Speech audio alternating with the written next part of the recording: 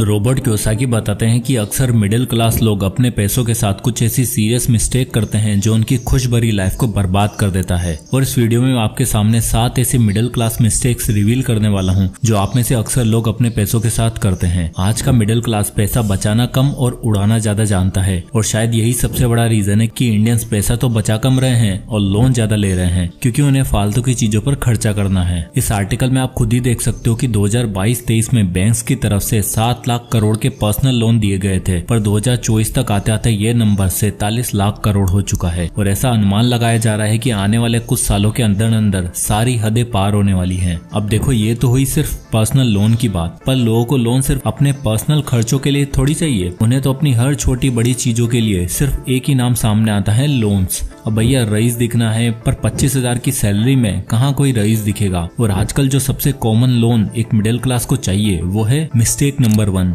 EMI वाली रईसी cars. देखो, आजकल हम मिडिल क्लास लोगों का फंडा बहुत ही सिंपल हो चुका है। हमारा मानना है कि अमीर होना नहीं पर अमीर दिखना जरूरी है। और अमीर आप कैसे दिखोगे? जब आपके पास महंगी और बड़ी गाड़ी होगी। और इसलिए हमारे रमेश बाबू ने भी कुछ ऐसा ही किया। अब दरअसल हुआ क्या, रमेश भाई काफी टाइम से एक ही कंपनी में काम कर रहे थे। उनके साथ के कलीग्स जॉब छोड़कर चले जाते तो उन्हें अच्छी हाइक मिलती। अब उनके सभी कलीग्स फोटो डालते, अच्छी अच्छी लोकेशन पर जाते, तो रमेश बाबू ने सोचा कि क्या ऐसा किया जाए जिनसे उन सभी की बराबरी कर सकूं, प्लस में अपनी तरक्की भी तो दिखानी थी। इसलिए उनको ख्याल आया गाड़ी लेते हैं। अब 2.5 साल से एक ही जगह काम कर रहे हो तो उन्हें कुछ खासी हाइक तो मिली नहीं, बट उनकी सैलरी 50,000 पर मंथ के आसपास थी। अब बात यह है कि अगर आपको किसी को जलाना है तो छोटी गाड़ी लेकर तो जला नहीं सकते, इसलिए 10 लाख से ऊपर की गाड़ी देखो। अब रमेश बाबू ने सर्च करी और सबसे लेटेस्ट ट्रेंडी गाड़ी ढूंढी जिसको लोग मुड़ मुड़ कर देखें, और उनकी नजरों में आई नई नवेली टाटा कर्व प्लस। अब 12,50,000 की गाड़ी पसंद आई है, पर पैसा तो है नहीं, तो रमेश बाबू ने लिया कार लोन। डाउन पेमेंट करो 2.5 लाख का और कार लोन ले लिया 10 लाख का। अब आप देख सकते हो कि 10 लाख के लोन के ऊपर 9% के हिसाब से उन्हें कितने अमाउंट की EMI पे करनी पड़ेगी। हर महीने 20,758 रुपए, ऊपर से गाड़ी का मेंटेनेंस, इंश्योरेंस सब मिलाकर 25,000 का खर्चा। 50,000 की सैलरी में रमेश बाबू ने 25,000 के ऐसे खर्चे को दे दिया जो शोरूम से बाहर निकलते ही आपकी जेब खाली करना चालू कर देता है। पर अगर रईसी EMI पर मिल रही है तो कोई क्यों ना ले। हाँ, रमेश बाबू अपने कलीग्स को जलाने में कामयाब तो है, पर उनको जलाने के चक्कर में इनकी खुद की जेब जल गई। और आप में से कितने लोगों के पास कार है, कमेंट में यस या नो जरूर लिखें। चलो, ये तो रमेश बाबू, शायद इसके बाद कोई गलती ना करे, पर आप में से मोस्टली लोग जो अगली गलती जरूर करेंगे वो है मिस्टेक नंबर 2, बड़ा मकान फीका पकवान होम। जरा कुछ भी आगे जानने से पहले ये डेटा देखो। इस समय इंडिया में current outstanding housing loan 27.23 lakh crore है और होम लोन फाइनेंसिंग में ये सडन सर्ज आया है 2021 के बाद, यानी कोविड के बाद। और आपको ये जानकर हैरानी होगी कि इसमें 65 से 70% कंट्रीब्यूशन मिडिल क्लास लोगों का है, जो उनके लिए सबसे बड़ा वेल्थ किलर है। कैसे? चलो देखते हैं। तो कुलदीप सिंह जी फरीदाबाद एरिया में अपनी फैमिली के साथ रेंट पर रह रहे थे। अब 2021 में हुआ क्या कि उनकी बेटी अंजू की क्लासेस और उनके ऑफिस का काम दोनों ही घर से होने लगा। जब अंजू की क्लासेस का टाइम होता, ठीक उसी समय कुलदीप जी के ऑफिस का टाइम भी होता।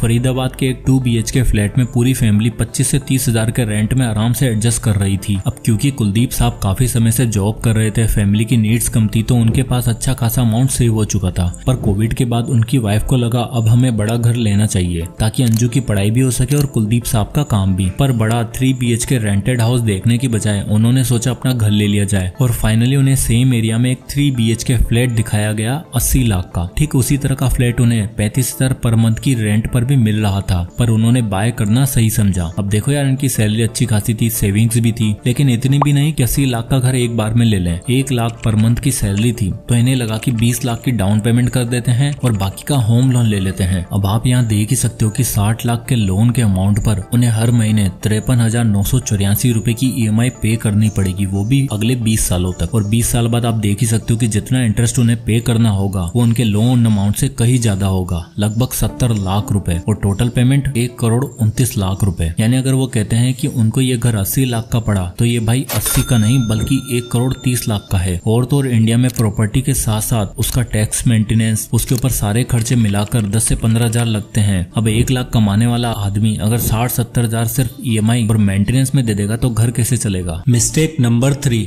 Financial risk management and incorporate insurance. आजकल हर कोई जल्दी से जल्दी फाइनेंशियली फ्री रहना चाहता है और वो बस ये ढूंढता रहता है कि कोई ऐसा मिल जाए जो मुझे कुछ ऐसी इन्वेस्टमेंट बता दे जहां से 15 से 20% तक रिटर्न मिल जाए तो मैं अपने पैसों को इन्वेस्ट करके जल्दी से जल्दी रिटायर हो सकूं। बात तो सही है, हर कोई आज के टाइम पे इन्वेस्टमेंट अपॉर्चुनिटी ढूंढता रहता है, बट फाइनेंशियल फ्रीडम की सीढ़ी चढ़ने के चक्कर में वो कई सारे जरूरी स्टेप्स भूल जाता है, जिसमें सबसे पहला आता है इमरजेंसी फंड बनाना। यानी आपके पास एटलीस्ट अपने महीने के खर्चों का 6 गुना तक इमरजेंसी फंड होना चाहिए जो किसी भी बुरी सिचुएशन में आपके काम आ सके। और दूसरा सबसे इम्पोर्टेंट, इंश्योरेंस। बिजनेस स्टैंडर्ड की ये रिपोर्ट बताती है कि इंडिया की 95% पॉपुलेशन ऐसी है जिसके पास किसी भी तरह का कोई इंश्योरेंस नहीं है और 73% लोगों के पास हेल्थ इंश्योरेंस नहीं है। यानी 73% लोग केवल एक कदम दूर है फाइनेंशियली बर्बाद होने से। अब हेल्थ इंश्योरेंस के फायदे क्या क्या हैं? मान लो आपने बड़ी मुश्किल से इन्वेस्ट करके मेहनत करके 10 लाख रुपए इकट्ठे किए और अचानक कोई हेल्थ इमरजेंसी आपके घर में आ गई, तो अब हो सकता है कि आप उन पैसों का यूज करके इलाज करवा लो। बट अगर आपके पास एक हेल्थ इंश्योरेंस होगा तो आपको हॉस्पिटल्स के बिल्स की चिंता नहीं होगी और आप अच्छे हॉस्पिटल में इलाज करवा पाओगे। एक और चीज, अगर आप हेल्थ इंश्योरेंस जल्दी ले लेते हैं यानी कम एज में लेते हैं तो आपकी प्रीमियम भी काफी कम होती है, तो जल्दी इंश्योरेंस लेना आपके लिए फायदेमंद होगा। तो अगर आप फाइनेंशियल रिस्क को समझ गए हो तो मैं आपको सजेस्ट करूंगा कि आपको अपनी और अपनी फैमिली के लिए एक फ्लोटर हेल्थ प्लान लेना चाहिए, जिससे आपके ऊपर कभी भी कोई भी मेडिकल से संबंधित खर्चों का बिल नहीं आएगा। लेकिन जब हम आम तौर पर हेल्थ इंश्योरेंस लेने की सोचते हैं और किसी कंपनी की वेबसाइट पर जाकर अपना इंटरेस्ट दिखाते हैं तो हमें इतने सारे स्पैम्स कॉल्स आते हैं कि हम परेशान हो जाते हैं। यहाँ तक कि कुछ एजेंट्स तो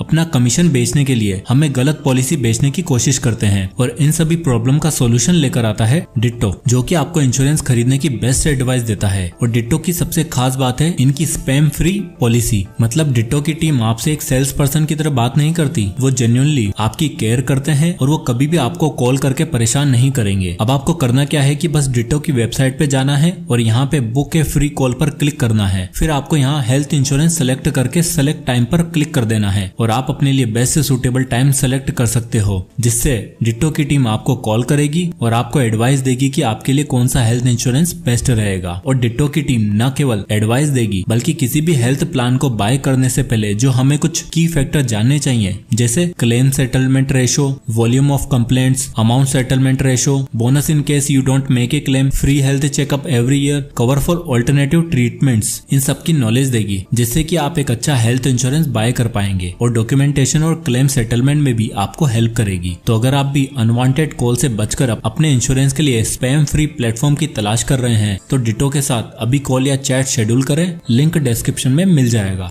मिस्टेक नंबर 4, एसेट बोरिंग है, नो एसेट। तो अब जो इंसान गाड़ी, घर और अनट्यूशन खाने के खर्चे नहीं करता वो एक सबसे बड़ी गलती करता है, नॉट बिल्डिंग एसेट्स। दरअसल मोस्टली मिडिल क्लास पेरेंट्स और लोगों की गलती ये होती है कि वो हमेशा बेसिक एजुकेशन और हायर एजुकेशन पर ध्यान देते हैं, जबकि world famous author Robert Kiyosaki का कहना है कि फाइनेंशियल एजुकेशन और वेल्थ बिल्डिंग का कॉन्सेप्ट भी उतना ही इम्पोर्टेंट है जितना कि नॉर्मल एजुकेशन। और सच बताऊं तो मोस्टली मिडिल क्लास लोगों को EMI भरना, बड़ी गाड़ी, iPhone 16 लेना, ये सब तो बहुत अच्छा लगता है, पर अपने लिए एसेट बिल्ड करना, कोई बिजनेस बिल्ड करना, इन्वेस्टिंग करना बिल्कुल बोरिंग लगता है। इन्हें 10-20 हजार से लेकर 50-60 हजार तक EMI में देना मंजूर है, पर महीने का 5-6 हजार लगाकर कोई स्किल बिल्ड करना, SIP के थ्रू इन्वेस्टिंग करना, ब्रांड बिल्डिंग सीखना इन्हें बोरिंग लगता है। और ऐसा इसलिए क्योंकि आसपास का एनवायरनमेंट जो है ना वो रेट रेस वाला है, आप उसमें फंसे हुए हो और उससे निकलने के लिए आपको मेहनत करनी पड़ेगी, टाइम और डेडिकेशन देना पड़ेगा, इसलिए वो बोरिंग है। अब जरा देखो रमेश बाबू, जिन्होंने 12.5 लाख की गाड़ी के लिए हर महीने 20,000 देना मंजूर कर लिया था। अगर वही 20,000 रुपए की SIP के थ्रू वो इंडेक्स फंड में इन्वेस्ट करते तो 5 साल बाद उनके पास 16.5 लाख रुपए होते और 10 साल बाद 46,60,000 रुपए होते, जिसमें वो गाड़ी क्या, उस गाड़ी के सबसे टॉप मॉडल आ जाता और उल्टा कुछ पैसा भी बच जाता। पर रमेश बाबू ने एसेट बिल्ड करने से पहले लायबिलिटी के बारे में सोचा। चलो अब अगर 20,000 भी नहीं, रमेश बाबू आपकी तरह एवरेज इनकम वाला इंसान होते और एक छुटकी अमाउंट यानी 5,000 रुपए से भी इन्वेस्टिंग करते तो 15 साल के बाद आपके पास 25 लाख रुपए होते और अगले 10-11 साल के बाद आपके पास 1 करोड़ का कॉर्पस हो जाता। पर अफसोस रमेश बाबू ने एक चुटकी अमाउंट की कीमत भी नहीं समझी। इसलिए रॉबर्ट कियोसाकी कहते हैं कि आपको अपने काम के साथ साथ कोई बिजनेस बिल्ड करने पर ध्यान देना चाहिए जो आपकी रिटायरमेंट के बाद आपको रेगुलर पैसिव इनकम देता रहेगा। मिस्टेक नंबर 5, ट्रेंडी, कूल है या फिर फूल। अब आती है अगली और सबसे बड़ी गलती, जो अभी हाल ही में फ्लिपकार्ट और अमेजोन पर सेल शुरू हुई है। इस सेल में सामान काफी सस्ता मिलता है, लोग पूरे साल इंतजार करते हैं। इसमें महंगे ब्रांड्स, ट्रेंडी फैशन और इलेक्ट्रॉनिक पर डिस्काउंट मिलता है। तो हमारे जेंजी भाई बहनों को लगता है है कि ये सेल इसलिए आई है ताकि हम सस्ते ट्रेंडी फैशन से और सस्ते सामान से अपना घर भर सके। आपको हैरानी होगी जानकर कि लास्ट ईयर इस ड्यूरेशन में मात्र 2 दिन के अंदर अंदर टोटल 90 मिलियन लोगों ने इन प्लेटफॉर्म से आकर शॉपिंग करी। लोगों के पास नया चमचमाता फोन होता है, फिर भी आईफोन 40,000 का मिल रहा है तो ले लो। घर में कपड़े भरे हुए होते हैं लेकिन सेल में मिल रहे हैं तो लेकर भर लो। अब आप हमेशा देखोगे कि सेल ओपन होते ही आईफोन हमेशा सबसे पहले आउट ऑफ स्टॉक हो जाता है। और सेल तो चलो एक बात है, आजकल लोगों को कूल दिखने के लिए सिर्फ महंगे कपड़े और गैजेट्स नहीं बल्कि कोल्ड प्ले और दिलजीत के कॉन्सर्ट की टिकट भी सबसे पहले चाहिए होती है। फिर भले ही वो टिकट 2,000 की हो, 35,000 की हो, 50,000 की हो या फिर ब्लैक में मिले 2 लाख रुपए की। मैं लिख के दे रहा हूँ, आधे लोगों को तो कोल्ड प्ले के 5 गाने भी ठीक तरह से याद नहीं होंगे, पर भेड़ चाले सब जा रहे हैं तो हम भी ट्रेंड को फॉलो क्यों ना करें। अब आप ही बताओ ये ट्रेंड कूल है या फिर फूल। मिस्टेक नंबर 6, अपना पैसा अपने पास रखो, मनी अंडर द मैट्रेस। दोस्तों आपको स्पेशल 26 मूवी तो याद ही होगी। उसमें आपने कुछ ऐसा सीन देखे होंगे जहां लोग अपने सोफा सीट में, चावल के डब्बों में और तो और घर की छतों में पैसा छुपा कर रखते हैं। चलो ये तो हो गई करप्ट और बहुत ज्यादा अमीर लोगों की बातें, पर क्या आप जानते हो आप भी कुछ ऐसा ही करते हो। मोस्टली मिडिल क्लास लोग जो थोड़ा बहुत अपना पैसा बचाना जानते हैं वो भी पैसा बचाकर घर के लॉकर्स में या बैंक्स में डाल देते हैं और इन्वेस्टमेंट के नाम पर ज्यादा से ज्यादा एफडी करवा लेते हैं, जिससे होता यह है कि उन पैसों की वैल्यू कभी बढ़ी नहीं पाती और वो पैसा आने वाली इन्फ्लेशन का सामना नहीं कर पाते। बैंक्स आपको सेविंग्स पर मात्र 3 से 4% का इंटरेस्ट अलाउ करता है, एफडी पर 6% और घर में रख दिया तो कुछ भी नहीं मिलता और इन्फ्लेशन है 7 से 10%। पर हमारे मिडिल क्लास लोग सेफ्टी के चक्कर में अपने सबसे बड़े एसेट को, अपने पैसों को एक ऐसी मशीन में डाल देते हैं जहां पड़े पड़े वो बर्बाद हो जाती है। इस टर्म को इंग्लिश में कहते हैं putting money under the mattress. यानी जिस तरह हम चाबी छुपाया करते थे ठीक उसी तरह सेफ्टी के डर से मिडिल क्लास लोग पैसों को भी छुपा कर रखते हैं। वो भी सोच के देखो, अगर आप अपने पैसों को वही 10,000 रुपए जो आप सेव करके बैंक में डालते हो अगर आप उसे इन्वेस्ट करते तो ओवर द ईयर्स इन्फ्लेशन के बावजूद आपको 12% के हिसाब से 10 साल बाद आपकी वेल्थ होती 16,30,000 रुपए, 15 साल बाद 28,80,000 रुपए, 25 साल बाद 68 लाख रुपए और 30 साल बाद आफ्टर एडजस्ट इन्फ्लेशन भी आपके पास नियर अबाउट 1 करोड़ का कॉर्पस होगा। मिस्टेक नंबर 7, वीकेंड वाली जिंदगी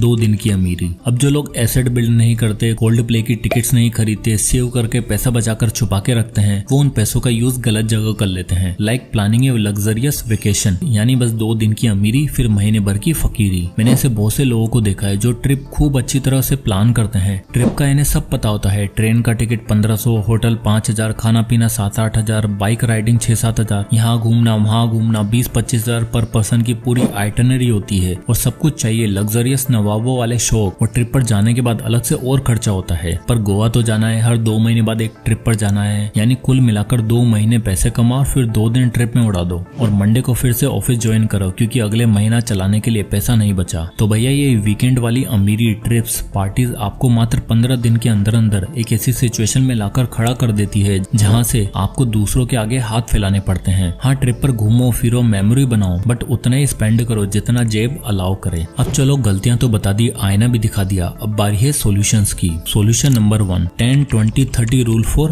होम। घर खरीदते समय हमेशा 10-20-30 रूल को फॉलो करो, जिसमें 10% आपके पास इमरजेंसी फंड होना चाहिए, 20% डाउन पेमेंट होनी चाहिए और आपकी मंथली ईएमआई आपकी टोटल इनकम का 30% से ज्यादा नहीं होनी चाहिए। यानी मान लो आपकी सैलरी 60,000 रुपए महीना है तो आप एक ऐसी प्रॉपर्टी को ढूंढोगे जिसमें आपकी मंथली ईएमआई 60,000 इंटू 30% जो कि होगा 18,000 रुपए। यानी फॉर एग्जाम्पल अगर आप 30 लाख की प्रॉपर्टी सेलेक्ट करते हो जिसमें 20% यानी कि 6 लाख आपको डाउन पेमेंट करनी पड़ेगी तो बचे 24 लाख पे आपको 18,000 पर मंथ की ईएमआई करनी होगी। Solution number 2, the 24 hour rule. ये सेल तो आती जाती रहेगी, बस आप अपने आप को इम्पल्स बाइंग से बचाओ। उसके लिए आप द 24 आवर रूल को फॉलो कर सकते हो, जिसमें अगर आपको कोई महंगा सामान खरीदना है तो उसे इंस्टेंट बाय करने से पहले कार्ट में ऐड करके रख लो और अगर 24 घंटे बाद भी आपको उस सामान को खरीदने की नीड होती है तो बाय करो। वैसे मोस्ट ऑफ द टाइम यही होगा कि 24 घंटे बाद आपको उस सामान को खरीदने की जरूरत ही महसूस नहीं होगी। Solution number 3, use 20-80 rule. इस रूल के अकॉर्डिंग आपको अपनी महीने की सैलरी का 80% खाना पीना, एंटरटेनमेंट और जरूरी खर्चों पर स्पेंड करना है और बाकी बचा 20% आपको इन्वेस्ट करना है। और इन्वेस्टिंग के लिए आप इंडेक्स फंड जैसे एसेट में इन्वेस्ट कर सकते हो। अब मान लो आपकी सैलरी 25,000 है तो 25,000 का 20% होगा 5,000 रुपए। तो आप जैसे यहाँ देख सकते हो कि अगर आप 5,000 रुपए भी महीने का इन्वेस्ट करते हो जहाँ आपको 15% का रिटर्न मिल रहा है तो 25 साल बाद आपके पास 1,64,00,000 की वेल्थ हो जाएगी। बट ये तभी पॉसिबल होगा जब हम डिसिप्लिन के साथ सही जगह पर अपने अपना पैसा लगाएंगे। बट रियलिटी ये है कि जहाँ यूएसए में 55% लोग इन्वेस्ट करते हैं, वहीं इंडिया में केवल 3% लोग इन्वेस्टिंग करते हैं और ये बहुत कम है। और जैसे जैसे इंडिया की इकोनॉमी ग्रो हो रही है, हाँ मिडिल क्लास को भी इस ग्रोथ का फायदा मिलेगा। Solution number 4, keep yourself healthy and insured. देखो बीमारी बताकर नहीं आती और कभी कभी ऐसी आती है कि हमारा हमसे सब कुछ लेकर चली जाती है। इसलिए कुछ भी बाय करने से पहले, इवन इन्वेस्टिंग करने से पहले भी आपको अपने आप को और अपने परिवार के लिए एक हेल्थ इंश्योरेंस जरूर ले लेना चाहिए। इसलिए डिस्क्रिप्शन लिंक से जाकर डिटो को जरूर चेकआउट करें, क्योंकि ये एक स्पैम फ्री प्लेटफॉर्म है और डिटो की टीम के साथ कॉल या चैट शेड्यूल करना ना भूलें। तो दोस्तों आई होप की वीडियो आपको पसंद आया होगा। पसंद आया तो वीडियो को लाइक करें और ज्यादा से लोगों तक शेयर करें। इसी तरह के वीडियो के लिए चैनल को सब्सक्राइब करना ना भूलें। तो मिलते हैं नेक्स्ट वीडियो में, तब तक के लिए जय हिंद।